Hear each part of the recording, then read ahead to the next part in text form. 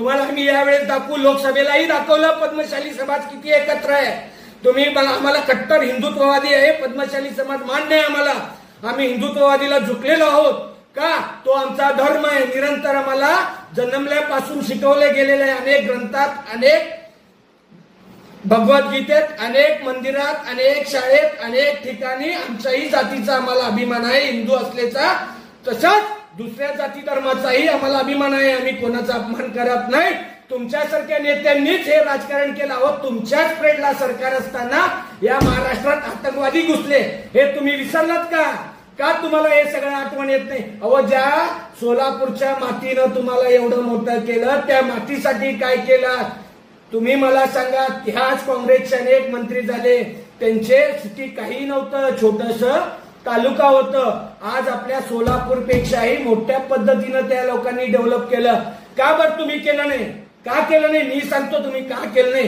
हे जर सोलापूर त्यावेळेस प्रगतीशील झाला असता तर इथले लोक सुजान, हुशार, बुद्धिवान झाले असते, व्यापारी झाले असते। त्यावेळेस तुमच्यासारख्या कुटुल राजकारणीय लोकांच्या आमिषाला बळी न पडता चांगल्या पद्धतीनं या सोलापुराला, जसं 30-35 वर्षाखाली तेलुगू भाषिकांनी या सोलापुरात राजकारण करत होते, त्यावेळेस सारखं यावेळेसही ह्या तेलुगू भाषिक किंवा या सोलापुरातील प्रत्येक नागरिक, भारतातल्या नाही देशातल्या अनेक कोपऱ्याला सोलापुराचं नाव नेलं असतं। तुम्ही लोकांनी षडयंत्र रचून आम्हाला संपवण्याचा प्रयत्न करताय। आज आम्ही लाखोच्या संख्येनं आहोत, पण तुम्ही षडयंत्र रचलेलं, तुम्ही तुमच्या हस्तगत असलेल्या आमच्या समाजातले बांडगुळे ठरवून आम्हाला संपवलं। आमचेच लोक जसं विभीषणासारखं तुम्हाला साथ देऊन आमच्या समाजाला अधोगती केलंय। आम्हाला नाचिक्य व्हावं लागतंय, अनेक सोमे गोम्यांना आमच्याकडे पाठवून आमची ताकद, आमची आत्मविश्वास कमजोर करण्याचा प्रयत्न केलाय ताई साहेब। पण हे लक्षात राहू द्या, पहिल्यासारखं पद्मशाली समाज तेलुगू भाषिक राहिलं नाही। आज आम्ही एकवटलोय, ह्याचं तुम्हाला लोकसभेत तुम्हाला कळालं असेल। ह्या सोलापुरातल्या स्थितीतल्या लोकांनी तुम्हाला मतपेटीतनं उत्तर दिले, यावेळेस विधानसभेतही आम्ही तुम्हाला मतपेटीतनं उत्तर देऊ।